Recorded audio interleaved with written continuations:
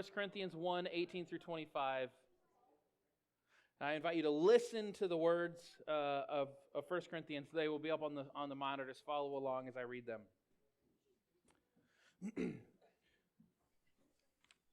For the message about the cross is foolishness to those who are perishing, but to us who are being saved, it is the power of God.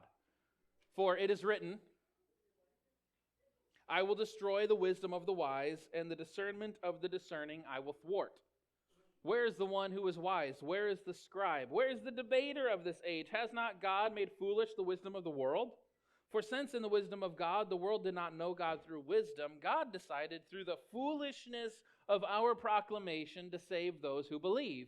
For Jews demand signs and Greeks desire wisdom, but we proclaim Christ crucified, a stumbling block to Jews and foolishness to Gentiles. But to those who are called both Jews and Greeks, Christ the power of God and the wisdom of God. For God's foolishness is wiser than human wisdom, and God's weakness is stronger than human strength.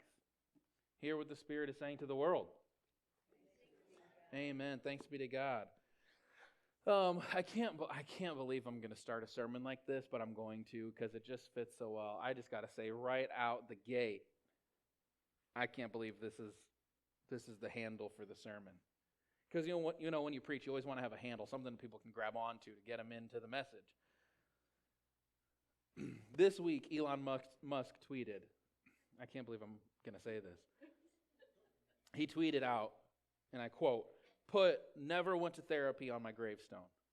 That was the tweet. That's it. That's the tweet. He tweeted that, and I can't believe I'm saying this to start a sermon, but it is really helpful as we reflect on this passage today. But I mean, he said, "Put never went to therapy on my gravestone." What's he saying with that tweet, posts? What is he trying to communicate by saying that his gravestone should say that he never went to therapy? I don't want to dissect this too much. I don't think that we need to dig deep into what somebody tweeted because he was being sardonic, he was being snarky. But you only put on your gravestone things that you're proud of, things that made you, right? Your birth date, your death date, maybe your spouse, your kids, a quote that was important to you. It's a way of saying, so what he's trying to do here is, by saying put it on my gravestone, is he's trying to project strength, right? That's what he's trying to project out into the world. And I got to say, for the world, one of the world's most rich and powerful people, that's a weird flex. I mean, we know you got power. But it's a way of saying, I don't need help from anyone. I don't need help from anyone. Now, personally, I think that people with that much power and that much influence absolutely need therapy and Jesus. It's not good for your soul to have that much money. It's not. Jesus said in Luke chapter 6 something about people with that much money. Woe to you who are rich, for you have received your comforts. But what he's doing is he's tapping into something that is kind of pervasive and ubiquitous right now in at least America and I think in the West. I don't know that I want to actually give it a name, but he's kind of tapping into this alpha male movement happening among young-ish men. Do you know what I'm talking about when I'm talking about this kind of alpha male thing that's happening?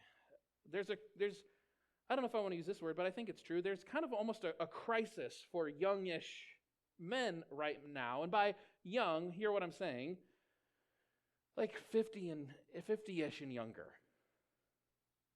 Youngish men, Gen X and millennials are really kind of wrestling and trying to figure out, where is my place in this world? Where do I belong? Because for how long have men, especially white men in America, held seats of power?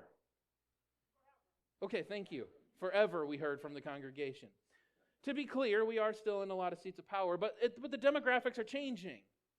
So there's this weird thing taking place where young-ish, and I mean, people call me young still sometimes, which makes me feel real good. But where youngish men want to champion women and celebrate the achievements and the good things that women are producing and what the place that they have within society, and white men want to champion persons of color to celebrate the good and beautiful things that are being actualized and generated. But then at the same time, there's this sense, I don't know if it's accurate or not, but there's a feeling, a vibe, that, well, if we're making more room for other people, is there going to be room for me? And this is for people who've held the power for most, if not all, of our history. So there's this tension, there's this push and this pull. If we open a seat there, well, is there going to be a seat for me? Now, I'm not bringing this up to say that we need to go back to a time when men controlled everything. But there is a bit of a crisis, and there's a challenge, and men particularly are struggling, and they're finding meaning and community in online communities, and some places that are actually really, really unhealthy. Now, when I was applying for the PhD program at Calvin, the first time, I applied to the program, and one of my former professors had advised me against entering the program.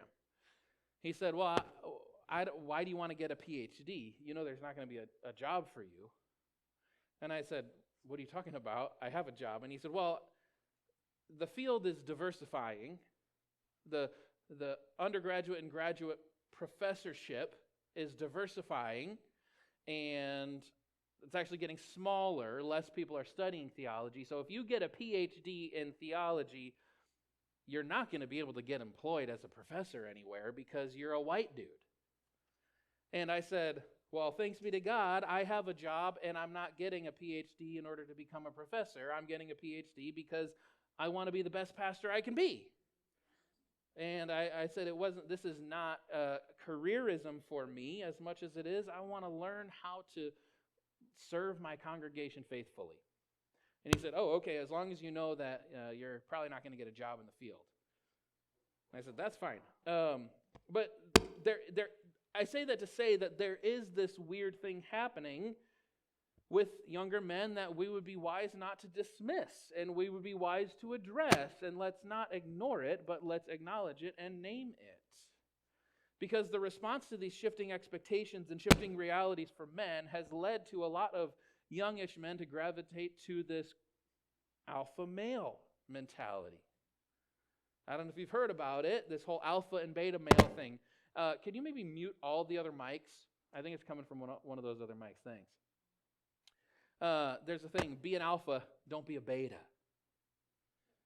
There's a movement to tell men that they need to be alphas. They need to be at the top. They need to be first. They need to be leaders in the sense that, well, you don't follow people, okay? You lead.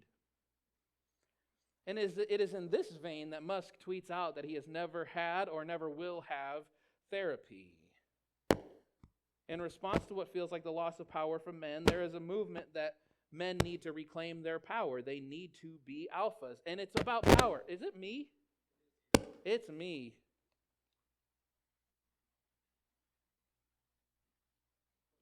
How about now? We'll figure it out, huh? We'll find out if it's still working. But this is about power, and I don't have any power apparently to my microphone. But power, and that's what Paul's addressing in his letter to the church in Corinth. Power. He actually says it twice in this small passage. He mentions it twice. He says that the message of the cross is the power of God. You know what the Greek word for power is really fun. It's dunamis.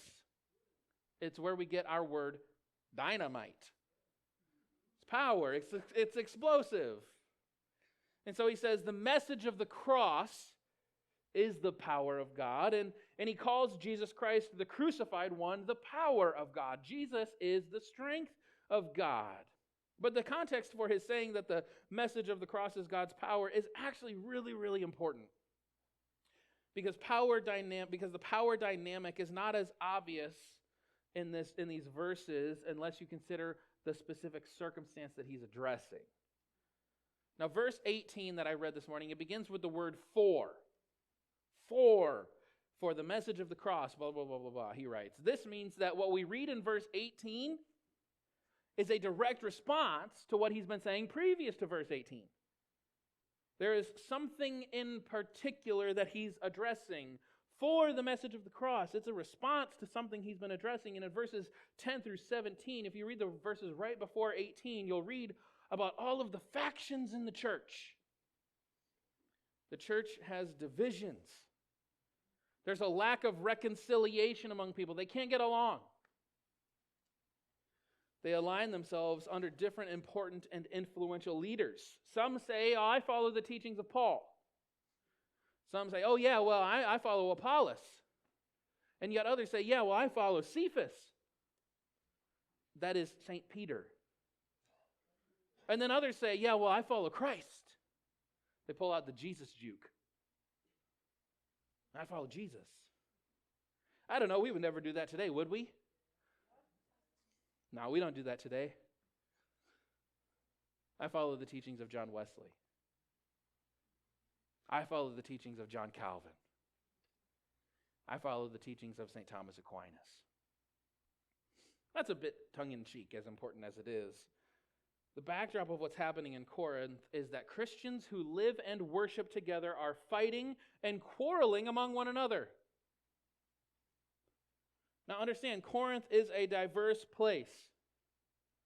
There are Jewish Christians, there are Greek Christians. They're figuring out how to live together. They're figuring out how to love together. They're figuring out how do we worship together to do this thing together, and they're divided. And that makes sense. You remember the argument between Paul and Peter that we read about in Acts? There's a tension about what you do when you're mixing Jewish Christians and Gentile Christians. So it makes sense that a pluralistic community like Corinth would say, well, I follow the teachings of Paul, who's very sympathetic to Gentiles. Yeah, well, I follow the teachings of Peter, who's very sympathetic to Jewish thought. They're divided. They can't, or maybe more likely, they won't reconcile with each other. And that lack of reconciliation within a community is actually a power struggle. If you refuse to reconcile with someone, you're trying to hold some power over them. Let me say that again. If reconciliation is being pursued towards you and you reject it, you're trying to hold power. Maybe you're trying to get your way. I don't know. Maybe you're avoiding being vulnerable. Maybe you don't want to let people in and let them know that I've been hurt by this thing. But the truth is, if we reject reconciliation with others, chances are it's a power play. So what are these divided Christians to do? They follow different teachings from very important people. They can't get along. They're Jews, they're Greeks, they have different cultures, and they're going to one church, they're in one congregation, they're in fellowship together. How do they move forward? Well, they'll just split and start another church down the road, right? They'll just be upset at what's going on at this church, and I'll go to the other church down the road where they don't know about all that stuff. Wow. What do you do? Surely the Jewish crowd would have said, well, we should look to the scriptures. Let's look to the law. Let's go to Torah to figure out how we remedy this crisis we've got going on here. And that makes sense, right? They're going to the sources that they know to find resolution for their division. And we do that. We do that. If there's division in a church, if there's an issue between people, we often go to Matthew and say, well, how do you reconcile with this person? You go to them one-on-one, and then you go to the board of elders, and then you go to the congregation, right? We go to the scriptures. We do this too. It's not a bad thing. And then surely the Greek crowd of this church would have said, well, you know that this philosopher would have said this. We should listen to the wisdom that we have received from the debaters, from the sages, from the philosophers, because they dedicate their life to understanding people. And that makes sense, right? Who are those people who've dedicated their life to understanding people and how we interact with each other? We do that too. Well, let's turn to the experts. What does Brene Brown say? She's my go-to, okay? And that's not a bad thing. We do that too. What do the experts say? And Paul addresses the ways that they have either already attempted to bring resolution or the ways that he would expect them to find resolution for their division. He addresses a diverse church made up of different people who are going to different sources to try to bring resolution to a crisis. Paul acknowledges this when he says, in our verses that I read this morning, he addresses this particular situation when he says, Jews demand signs and Greeks desire wisdom. You guys are coming at this issue from different places. He knows the sources they are going to try to reach in order to fix the power struggles present in Corinth. And Paul responds to their crisis with something he knows is going to be problematic for both the Jewish imagination as well as the Greek imagination. The people are experiencing the push and the pull of power dynamics, not wanting to let go of power and trying to figure out how to share life with others who aren't wanting to let go of power either. And so what does Paul say to these Christians who are stuck, who can't reconcile, who can't figure it out? What does he say to them? Well, he pulls the Jesus card. Look to Jesus. More specifically, though, he says, look to the cross of Jesus. You got a power struggle? Well, let's look at the cross when we want to understand power. And the cross was offensive to both first century Jews as well as first century Greeks. The cross doesn't make sense according to the ways that they expected power to be exercised. For the Jewish folk, they had never expected the Messiah to be given over to the powers that be. You guys remember Palm Sunday? When Jesus comes riding in on that donkey, and they lay down their cloaks and their palm branches shouting, Hosanna, which means save us. It's that same crowd that a few days later will change the tune from Hosanna to crucify him. Because the type of salvation they expected was an insurrection. They wanted Jesus to come in with military strength, kill Pilate, overthrow the Roman regime, and make Israel great again. They wanted a Messiah who would overthrow the powerful overlord. That's not what Jesus did. And that's why the cross of Jesus Christ was a stumbling block for those folks expecting a militaristic Messiah. For the Greek folk, well, they were dualistic in thought. What I mean by that is they believed that the spiritual realm was good and the physical realm was evil, or less than. So to think that a deity would willingly become human and die, that goes against the foundation of their philosophies. This goes against their wisdom. But that's what Jesus did. This is why the cross is foolishness to the Greeks. For a people stuck in a power struggle, Paul says they need to look to the cross of Jesus Christ to see what the power of God looks like. You guys can't reconcile? You guys can't figure this thing out? You want to know what power looks like? You want to know what real power looks like? The power of God looks like? Look at the cross. That's where God's power is being revealed. Because in Jesus Christ, the world is turned upside down. In Jesus, we see what God's power really looks like. And what does the power of God look like? Does it look like dominating and overthrowing others? Lording your position over them? Does it look like taking hold of power and clinging to it? Does it look like making yourself an alpha? Making yourself first? I don't know, the scriptures say something about people who make themselves first. Does it look like hoarding power, or does it look like giving it up? Does it look like making yourself first, or does it look like making yourself the least and the last? In Jesus Christ, the one who truly was Alpha and Omega, the first and the last, did not use power over others, but gave his power up for the sake of others. This is what we read in Philippians chapter 2 in what's called the kenosis hymn, the hymn of self-emptying. It's that God did not exploit his power. Jesus, who was God, did not exploit his power, but gave it up. He who was in very nature God did not use his status as being equal with God for selfish purposes, but emptied himself, made himself nothing, and he hung from a cross. Real power, the power of God, looks not like putting yourself first or demanding that our preferences be met. In fact, real power, God's power, I don't know, kind of looks like weakness.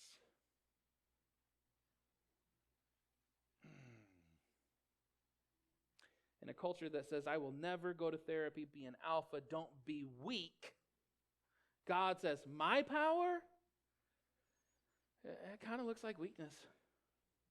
My power, looks like living for the sake of others. Looks like giving up your position. Sacrifice. Oh, and that's Jesus. That's the cross. I don't know, I think if Jesus were to come today, we'd say, woo, who's this weak dude? Who's this weak guy?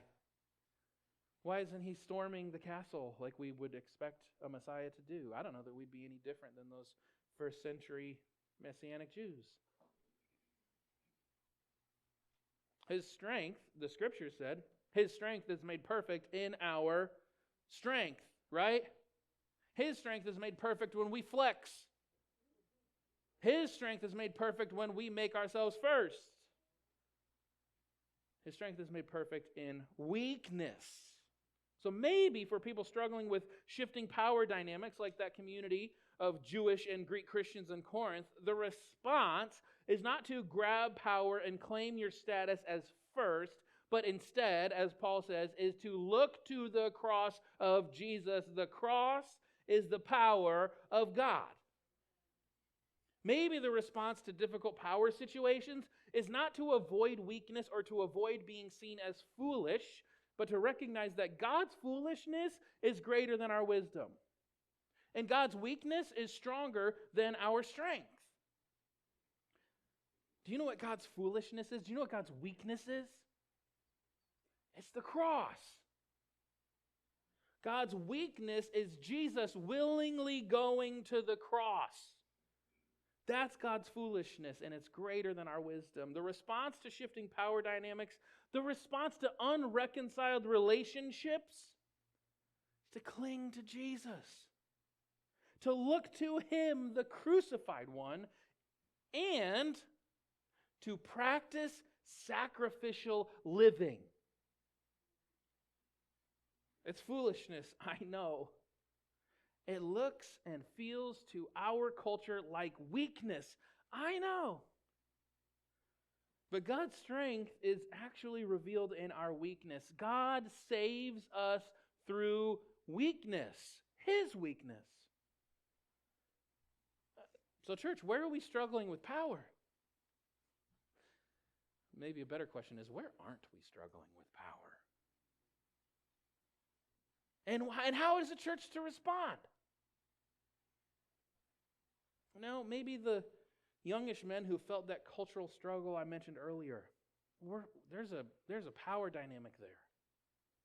Maybe, on the other side, maybe you're a female employee and you feel the lack of respect and the lack of opportunity that your male colleagues receive. Maybe you feel the lack of compensation that you get relative to your male coworkers. That's a power struggle. It's about power. Maybe you're reaching an age where you don't feel like you're as able or as capable to effect change as you once used to be. That's a power struggle. Maybe you have strong-willed children. Lord, help those of us with strong-willed children who don't listen, and they seem to know every single button to push. That's a really hard power dynamic, church. That's a power struggle. And maybe, I don't know, maybe, just maybe, you have even felt division within your congregation. Maybe there's been a lack of reconciliation within your own church in some places. How do we respond? I hope we can hear one word of encouragement that even in the first century, church was not all squeaky clean, okay? They were fighting with each other from day one. There's truly nothing new under the sun. But how do we respond to this? How does a church live in fellowship together and in ministry to the world around us with shifting power dynamics? We look to the cross of Jesus. That is where power is found. That is where strength is found. What does it look like for you in these circumstances to live like Christ, to embody the cruciform pattern of Jesus? Because, church, that is power. Doesn't look like it. It doesn't feel like it. Even Jesus, before he was crucified, what did he pray in the garden? Lord, if it is possible, take this cup away from me. He did not go charging headlong at the cross.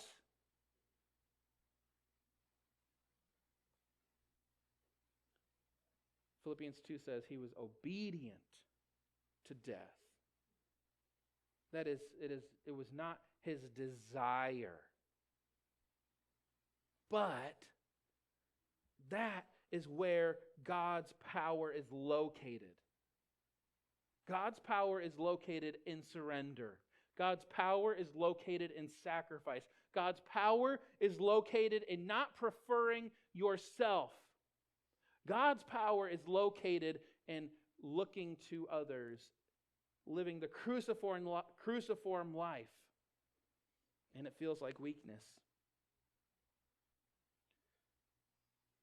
But the truth is, God's weakness is stronger than our strength. God's foolishness is wiser than our wisdom. And he can do way more than we could ever ask or imagine. He can bring reconciliation where we thought there could be none. He can bring peace where chaos has dominated.